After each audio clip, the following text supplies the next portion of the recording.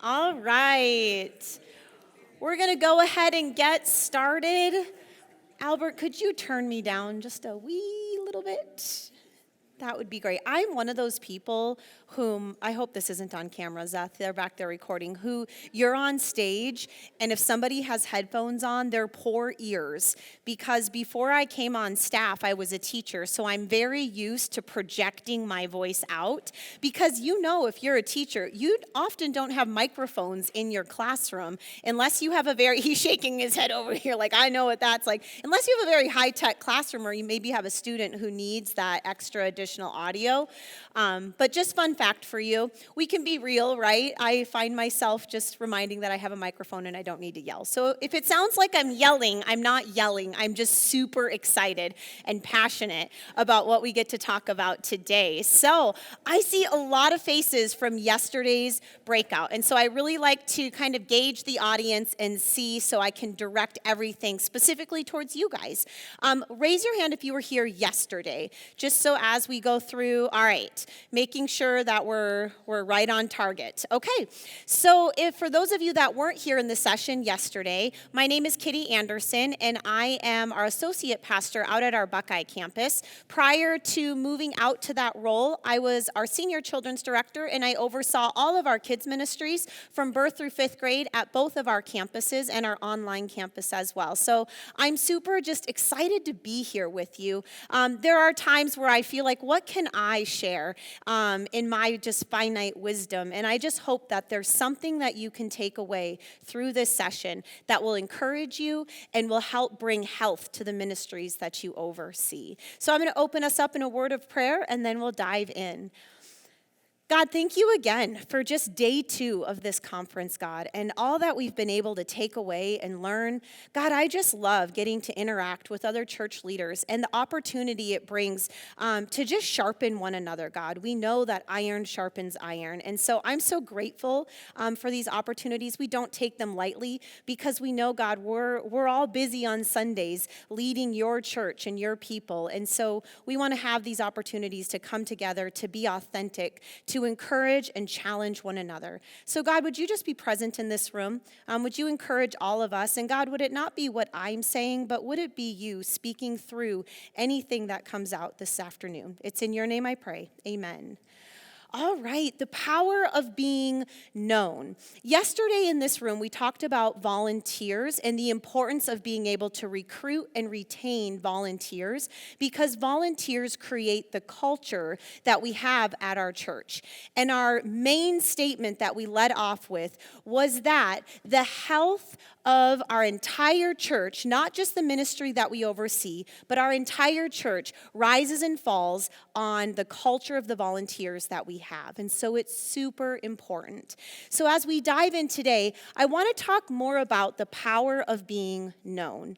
And what we have to be able to do as church leaders when we think about this is really step back and reframe our thinking of the volunteers who show up each and every weekend as more than just coming to church on Sunday, but recognizing them as individuals that often Monday through Saturday, they have their own families, their own jobs, they have their own goals, and all of that ties into their own personal health and what they can bring and what they can contribute each and every weekend. And so why is that important? Why do we want these relational environments? Because what they do matters. And so I want us to look at the volunteer leadership culture that we have at Palm Valley Church here and just share a little bit about the structure that we have and how we got there. We started many, many years ago, and we wanted a structure, and I say volunteer leadership because it truly is volunteers leading volunteers. We wanted a structure that was flexible, that could adapt and change as we grew over time. When you start small, you often have a volunteer who is on staff serving in a specific capacity. Then you bring them and they're a part of your staff, and there may be a paid staff member. Well, they need to be able to continuously replicate their leadership as well into others. So what does that look like here, and where do we even get that model from? Well, we look at the life of Jesus in the Gospels. We see all throughout Jesus has his 12 disciples that he's constantly walking through these seasons, like Amy said yesterday, where he's teaching them to come and see, to come and follow, and to come and die. And oftentimes we also see he steps away from the 12 and he pulls himself back with the 3. And he takes more time to encourage them, to challenge them, and to pray with them. And so if that's the leadership that Christ is showing us through his time here on earth, then that's the leadership that we believe we want to follow here at Palm Valley Church. So we take that number 12. If Jesus led 12, and sometimes less, that means we as human beings, in all of our imperfections, we should not be leading more than 12 people at a time. If Jesus led 12 and he's perfect, I'm going to argue that we need to lead a few less people than that. And sometimes that is not our reality. It's not what we're faced with in the church. And so how do we go about developing something so that the relational aspect, the power of our volunteers being known stays consistent, and they continue to feel like when they're here serving or all throughout the week, that they are loved, they are valued, they are seen, and they are cared for in our ministries. So what we have up here is what I would say our operations director. Currently, I'm sitting in that seat out at our Buckeye campus, and I oversee all of the teams that include our setup, our check-in, our greeters, our cafe, our medical and security, our connection specialist. She's going, wow, and our translation team, and we're going to be rolling out something new even coming up here in a few short weeks.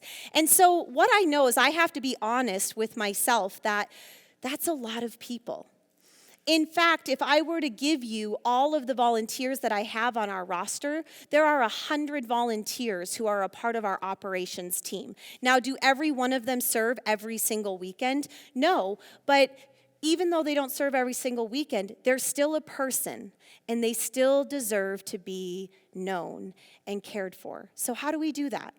Well, the first step of our leadership structure here is that we actually have a volunteer leader who serves at each hour within our different ministries. So this is just a snapshot of some of our operations, and you'll see we have our cafe volunteer leader for our 9:30 service, our 11 o'clock cafe volunteer leader, and then we replicate that with each of the different ministry areas. Right behind the overview of the presentation you received, I provided you with some leadership expectations that we have. And what it really does, if you flip it over on the back, I'm starting with the volunteer leader role, is it walks you through what does a volunteer leader do here at Palm Valley Church? How does a volunteer leader care for the people so that they continue to feel known and not lost in a big sea of volunteers?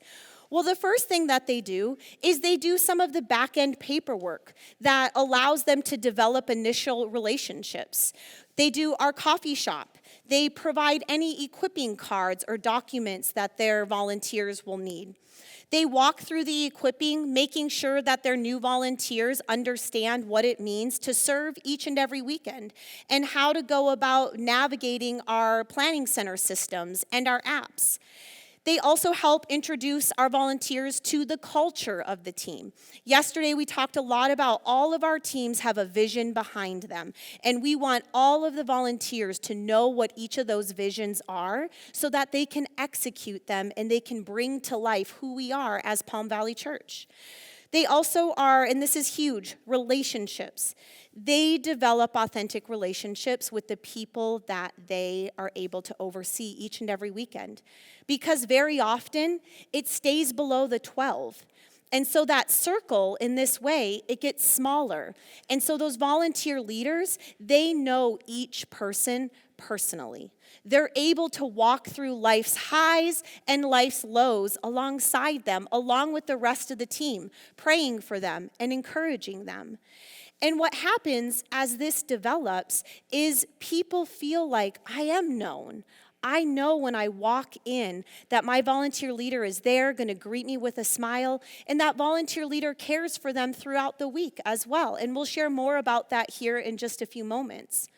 But like I shared with you, we want leadership to be something that's flexible and something that's scalable, because we're always praying that growth is happening at our churches, right? And when growth happens, we want to be able to be prepared and excited for what God is doing. And God has been doing some incredible things at our Buckeye, our Goodyear campus, and I have heard at many of your campuses as well as this last year has gone by. Growth is happening, and it's so exciting. This is what growth looks like for our Buckeye campus right now, and for me. Actually, coming up on Easter, we have experienced such growth that we're ready to launch a third service out at our Buckeye campus. Praise God for what He has been doing. He has been showing up in ways that our entire Buckeye team would say are immeasurably more than we could ask or imagine. Because let me tell you, there have been days where we were like, it's a holiday weekend. What do you all think happens on a holiday weekend, right? It'll be lower attendance. People will be out of town. Or at a portable campus, the best thing is it's raining. What happens when it's raining at a portable campus? Yeah, people generally aren't coming. But God has proven us wrong time and time again, and He has continuously reminded us, "O ye of little faith, watch what I can do." And here we are, and now we're experiencing this growth, and now we need to scale leadership. Because I shared with you, here are all the teams that I oversee, and currently each one of those teams has 2 volunteer leaders. Well, if I'm continuing to follow after Jesus' model of leadership, I can't add 7 more people and know that I am going to care for them in the way that they're going to feel known, but not just them, the people that are serving on their teams are going to feel known. And so what do? We add a level. So coming up here, as we're launching a third service at our Buckeye campus, this is what our new structure is going to look like. There I am, and here are the people that I will directly oversee. This is just a snapshot. There are a few more teams that go along with this, but I will oversee a cafe volunteer coordinator, a greeting coordinator, a check-in coordinator. And if you're curious about the differences between those roles, you can just flip that sheet over there on the back and you'll see what are the expectations and what does the role of a volunteer coordinator look like. They're coordinating. They're doing the things throughout the week. When a new volunteer application comes in, rather than me initiating all the conversation, if we know this person wants to serve on this team, I'm going to pass that contact to that volunteer coordinator, and they're going to welcome them to the team. They're going to get them excited about meeting their volunteer leader. They're going to have the opportunity to staff them in Planning Center and set their teams up for success. It's releasing leadership. It's releasing some of the opportunities that we get to do and empowering the people that we have each and every weekend that are saying, "Hey, I'm in. Let me do more." Sometimes I think we get in the mindset that people are too busy, and people are very busy. I'm a mom. I have kids in 2 sports, and I have a toddler at home. I get it. It is baseball season, and it is track season, y'all. So where do you think I am every single weekend? Every night of the week, I'm either at the track, or I'm on the baseball field, or my husband and I are tag teaming because it's a late night game, and Little League thinks late night games should start, guys, at 7:45 p.m., and we're there until 10, and so we're tag teaming, so I know life is busy. And I love what Amy said the other day. If we don't ask for commitment, other people will ask for commitment from our volunteers. And sometimes our volunteers, they're just waiting for opportunities to be invited in to lead or be invited in to do more. And we just have to simply ask. And so these volunteer coordinators, they are going to be the ones who get to communicate the vision and the direction that's still coming from our church family, from our church leadership, but they get to be the ones caring and pouring into the volunteer leaders. And they don't have 12, they don't have 17, they have 3 right now. They have their volunteers underneath them. So it continues for any volunteer who's serving in our church family to feel known, to feel loved, to feel cared for, because they have somebody that they can go to, and it's not a big, huge sea of people. So I just want to pause there for a moment, and I'd love to give you some time at your tables. What leadership do you have in place, or maybe what's something that is challenging or holding you back from putting volunteer leadership in place in your ministry areas? All right. It's super fun when you have to calm the crowd and not try to pull information out. I love the conversations that are happening at your tables. Great questions as well. I made it to a few different tables, and I would love the opportunity for a couple of you to share either something that you're wrestling with or an aha moment that you're having through this time together. Can I start over here? Would you be vulnerable with us? What am I talking about? What's something that you're wrestling with as we've shared this structure? You were just sharing it, and I think it's powerful for everybody else to hear. Sure. So one of the things that I took away from this is the level of trust that they have with their volunteers, and I think I've struggled with that. I've got some folks that are in positions to do the volunteer leadership level, but it's just navigating when's the right time to deploy them or to really let them take the reins fully. It's a control issue. I understand. I know all of you are saying, yeah, he's got control issues. And everybody's hands go up. It is something we all struggle with. And I think that builds perfectly off of what Ellie over here was asking about how. Will you share what your big question was about how do we find? Yep. Okay, so we have two questions that kind of fall in line with that, and one is how do you find volunteers who are coachable or who are ready to be in that position, who aren't against being corrected or just, and then the second one is how do you give up control and allow them to do the job that you're trying to give them to do without taking it back. Without taking it back very, very quickly, right? But that's a great question. Two great questions. How do we identify those volunteers? And then how do we give up that control? And the first thing, in terms of how do we identify volunteers, as church leadership, if we're creating healthy churches, we want to identify what are your volunteer leadership core values. Those will ebb and flow in different seasons. At the very top of your volunteer leader and your volunteer coordinator kind of role descriptions, you'll see there at the top, what are the leadership values that we have for leaders? As leaders at PVC, we value authentic relationships, growth, clarity, teamwork, excellence. They should be demonstrating and modeling the values of your church.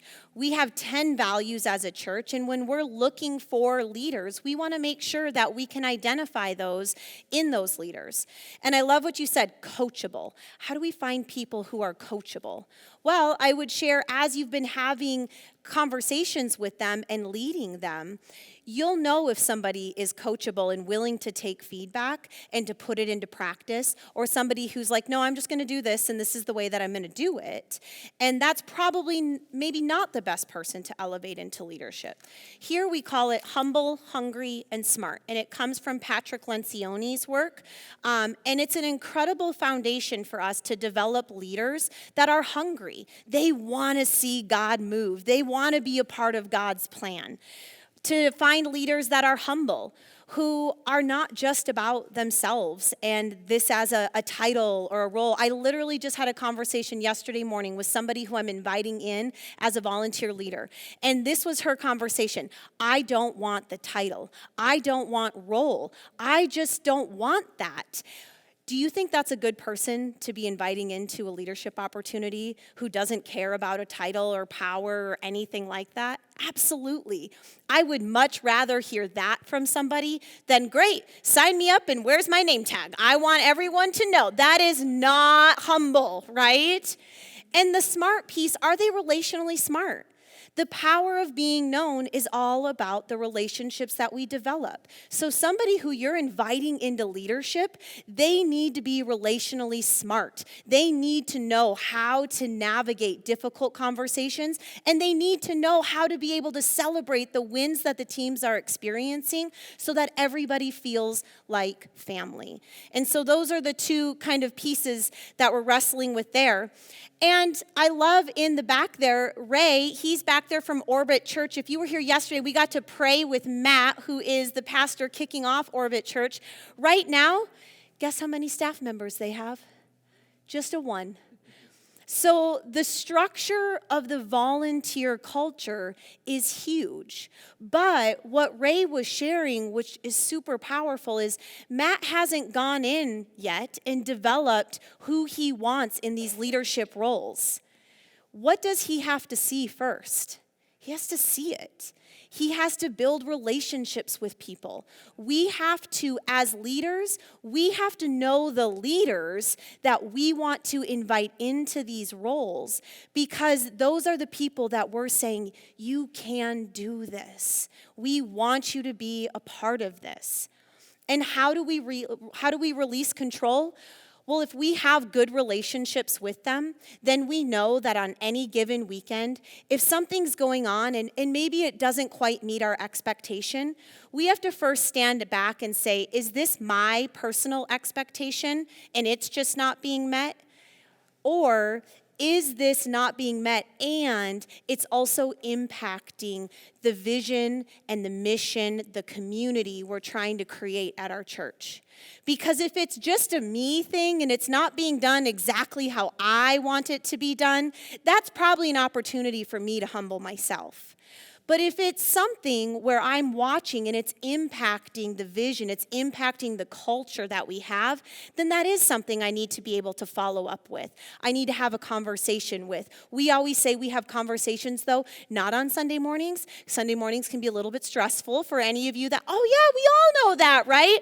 We want to circle back. We want to have time to reflect and come back to those conversations during the week. And if you have a strong relationship with your leaders, you can do those things when maybe we're struggling because we're wrestling with control, which, again, we all wrestle with, right? Yep, go ahead. I just had a question, like what you had mentioned, like how to navigate difficult conversations. Is that in that book, the Humble, Hungry, Smart book? So that one talks about it a little bit. If you're wrestling with how do I navigate crucial conversations, Dr. Henry McLeod, he has, I think that's how you say it, McLeod. Henry Cloud. He has a couple great books, one of which, Neam yesterday was in here. He asked about, what do I do when there's a volunteer who's just resistant and doesn't want to do anything that we're trying to move forward? And I've tried to have conversations and it's not working and I just don't know what to do. Dr. Henry also has a book, and it's all about what do we do, and it's called Necessary Endings. And sometimes we have to prune when we have people who are going against culture, because if they're going against and they're creating some of that negative culture, that's eventually going to shape the culture that we have on our volunteer teams. And so he is a wealth of information and has a couple books about conversations. After this, we can go and I can show you them in my office if you would like. You're got it. Anything else? Yes, Ellie. So when you put somebody in like a volunteer leadership position, are they still doing like the job of the people in that area? Or I love that question. If somebody is in a volunteer leadership position, are they still doing the job, the role of that volunteer opportunity? Sometimes yes, and sometimes no. If things are going really well and they're developing healthy volunteer cultures, the best way to know is when they get to stand back with a cup of coffee and they just get to connect with their volunteers. They're building those relationships. They're chatting with them. Maybe it's that ongoing equipping that they're engaging in one-on-one with their volunteers. Now, do we all have weekends where suddenly everybody is sick? Everybody has the flu, volunteers are gone, and your leader is having to do check-in that weekend? Absolutely, that's going to happen. Are there times when me, myself, and I have volunteer leaders am doing check-in on a weekend. Absolutely, it happens. But if it starts to become the norm, then that tells us that we have opportunities to build this team. We have opportunities to grow this team. And what types of volunteers are we looking for to step into those roles? So one of the questions that I did have too was how? How do we encourage leaders at Palm Valley Church to lead? We use the acronym STEP. We want them to step up into leadership. And the acronym stands for this: shepherd, teach, equip, and pray. These are the 4 steps that we know if our volunteer leaders are following and doing with our volunteers, those volunteers are going to continue to feel known, and not just known for what they do on Sunday, but known for what's going on in their life each and every day. So, shepherd, if we're leading well, we should be shepherding people. People navigate life every single day of the week. Life happens. People lose their jobs. They get into car accidents. Positive things happen. They find out that they're expecting. They're engaged. They're getting married. We have all these opportunities to shepherd and then walk through, what does this look like in God's way? How do we help encourage them in these moments to take their next step or to challenge them to grow? And to teach them. One of the things I love is the simple questions of, what has God been teaching you this week in your time with him? What has God been teaching me? And the opportunity to share in this type of dialogue with leaders, and for leaders to share in these conversations with their volunteers, they learn a lot about them and what's happening and what's going on in their life. And then equip. This is the ongoing equipping. If you were here yesterday, we walked through what does the initial equipping look like. Well, just because they start volunteering doesn't mean that they're fully equipped. There's going to be things that change. There's going to be hiccups that occur on a weekend where we need to circle back and remind ourselves of things that we may need to do differently, or maybe we just missed something and we get the opportunity to go back and equip and re-equip. And our volunteer leaders, they should always be praying without ceasing for the volunteers that are serving on their teams. Giving volunteers the opportunities, whether it be through text, through phone call, through email, through personal one-on-ones, to say, how can I be praying for you? And once those relationships are established, it's amazing how people feel so valued and so much a part of a family that they don't want to walk away from that team because they feel like they're doing life together. So we challenge them to step up when they lead. We also challenge them to care desperately for the people that they've been entrusted to oversee. We know Jesus not only demonstrated effective leadership through leading the 12 disciples, he modeled time and time again caring for them, caring for their physical needs, caring for their spiritual needs, caring for their emotional needs. People, they don't care how much you know until they know how much you care as a person. And so how do we do that and develop that type of culture on our teams? Well, here's what we do to show that we care. We start off, when someone starts on a team, they have a coffee shop conversation with that volunteer leader. They walk through, and this was something, if you were here yesterday, we talked a little bit about that. They ask questions and they say, what's your favorite type of drink? What's your favorite type of snack? Because when we go and we do volunteer appreciation, it's really cool when I can hand out, and not just myself, but when volunteer leaders can say, hey, I wanted to just appreciate you this week, and I know your favorite candy bar is 1,000 grand. That's my favorite candy bar. However, it's 1,000 grand, and I give her that, and she's like, oh my goodness, this is my favorite. Thanks so much for taking that time. Now, it's great if it's not her favorite, but it may not stand out as much of a powerful moment. And so we use that for those purposes. But also, we sit down and we talk with these volunteers and we get to know their story. We get to know what they value. And all of a sudden, when they're going through life circumstances or you find out something has happened, if you know some things about their history and their story, you're probably going to handle it a little bit differently. If somebody has walked through a hardship in their life And let's say they have lost a child before. And you know that because you've sat down and you've engaged with them one-on-one. And then you find out that they miscarried again. It's going to reshape some ways that you interact with them and the ways that you care for them. And sometimes we don't realize everything that people go through, what they've gone through, and how to best care for them unless we've had that time together. So we start off here with the coffee shop conversation because it is the foundation of a volunteer leader getting to know the volunteers on their team.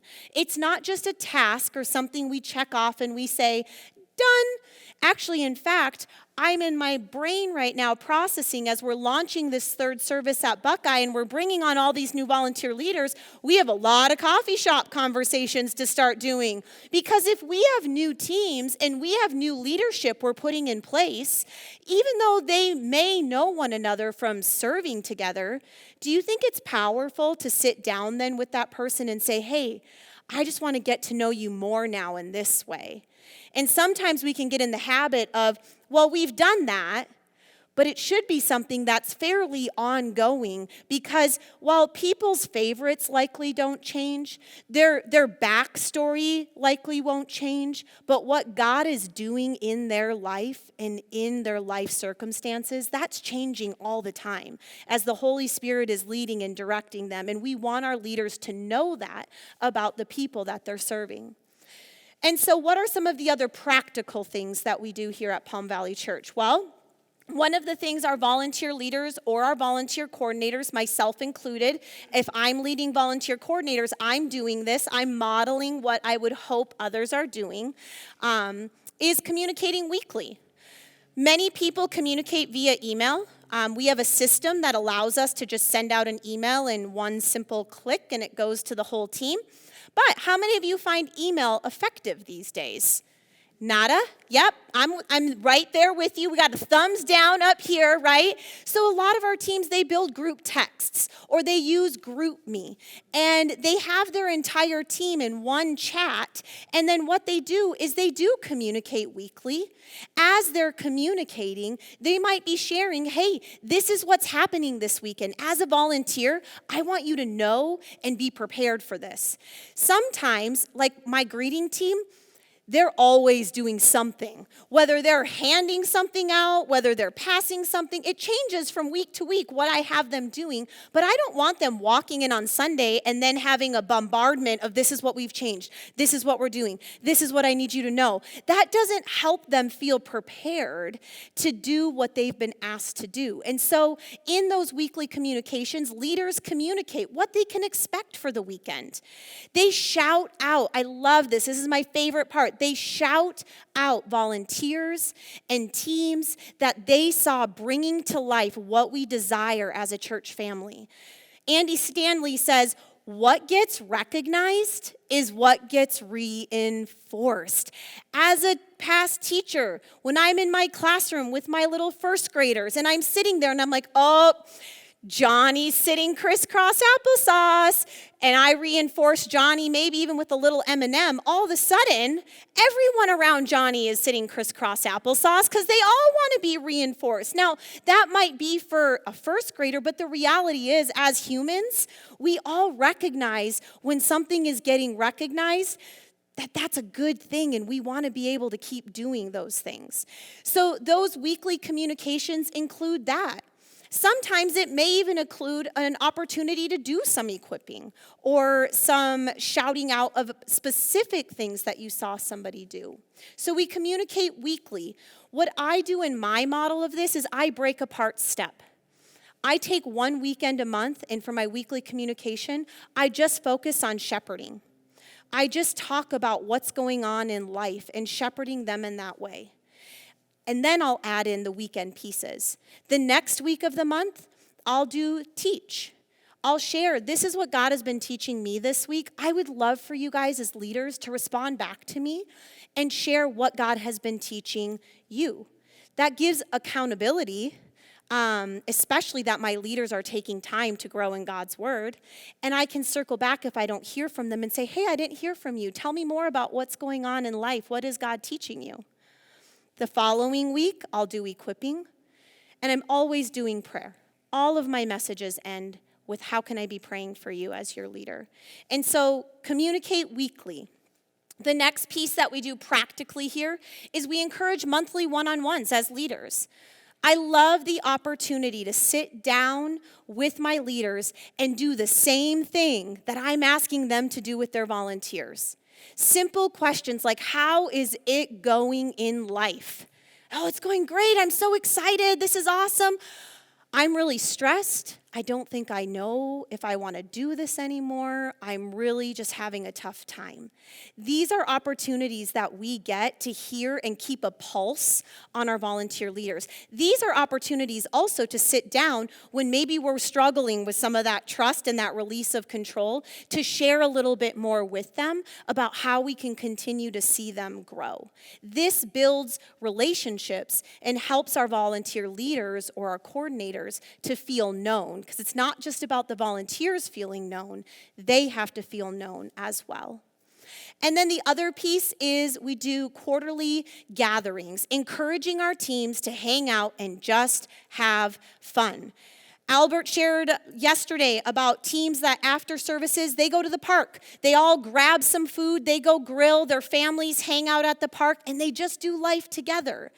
It's a simple way to do relationships, to do life. It doesn't come with equipping. It doesn't come with anything that has to do with Sunday morning. It's just saying, hey, we want to hang out together. We want to get to know one another. We want to hopefully like one another and see one another's kids and families and grow together, right? That's where relationships are created and where more trust and unity is built. But we know, right, life does happen. So what are some practical things that your volunteer leaders can do when things happen in a volunteer's life? What can you do as a church leader to care for your volunteer leaders when things come up in life? Well, we can bring them a favorite drink or snack. If we know that information and we know someone has just had a really hard week, or, man, Ray, you just launched your first weekend at Orbit Church. I need to know what your favorite coffee drink is because I think you're going to need it, right? Wouldn't that just stand out as this person really does care about me? Well, we also can do meal trains. Sometimes things happen and a baby is born, and we all know that mom, that dad, are they getting any sleep for a while? No. The last thing they need is to worry about making meals. And how cool, as volunteers or as leaders, we say, you know what, I'd love to set up a meal train for you so our team or others who you're in relationship with can support you through this exciting time. Or maybe not exciting time. But we're being there and we're showing care. And then the best part of that is you're going to their houses, and then you as leaders have opportunities to say, hey, how's it going? Can I pray for you? And be the church. Because God didn't design our church to just be this brick and mortar building. We are the church, and we live this out through caring for the people that He has entrusted us. And when life happens, do I have one more there, Albert? Yeah, we have birthdays, right? Celebrate those birthdays. A simple text message. Yesterday, we sent words of just kindness to volunteers who stood out to us, or we wrote postcards. Simple ways to share that they matter, that they're known, and you recognize them. Sending thank you notes every week, the beginning of the week, looking back and saying, who stood out to you? Who was just over the top this weekend that you could thank them because you care that much about them and you know that they impact the culture of the team that you lead. Simple, tangible things that we can do that help people feel known in a very large crowd. And so here at Palm Valley, honestly, we know we want leadership to be replicable. We want to see people, and we believe that people they're so capable of being equipped, encouraged, raised up, because here's what's going to happen. At the end of the day, my hope and desire is that our Buckeye campus and the teams that God has entrusted me to lead in this season are running so well that honestly, Pastor Darius right there could say, hey, peace out. We don't need you anymore. And I'd be like, I don't know what I'm going to do. I guess I'm going to come back and serve. But that would be so cool if our church were that healthy that we could walk away and we could know that these people that we've had the opportunity to pour into for the season that God has given us, that they can do this. That they have been given unique gifts and talents and abilities, and God can use them if we only encourage them and see them and invite them into these types of opportunities. So the power of volunteers being known is truly in our ability as leaders to lead up. So with that, I would love for you to spend a few more moments, and then we're going to close with just a word of prayer. Just talking at your tables. What's next? What's next for you, your church, and your team? Go ahead. All right. It is 2:01. We are 1 minute over. So here's the deal. I am going to pray for you. If you want to stay, hang out, and chat, we'll move ourselves out there because I do believe there is another. Albert, is there another breakout in here after? There's one more breakout. I don't know if it's in here. I'll let you know, though. But let's pray, and then you're going to be on your way to your last breakout of Healthy Church 2024. God, so grateful for who you are, and God, how you led the people that you had the opportunity in your Son to lead each and every moment that your Son was on earth. And God, we can only do what you've called us to do. We can only do what you encourage us to do through the strength that we receive in you. So God, I am praying for all of these leaders, God, that they walk away not just from this session, but from the Healthy Church Conference in general, applying wisdom, applying truth, and taking that just right next step, God. There's so much that we can hear. There's so many things we can do. But God, I just pray that you would make it apparent to them what is just right and the next step for their church, for their ministry, as they bring health into the picture, God. We're so grateful for you. Be with us throughout the rest of our day. In your name we pray. Amen.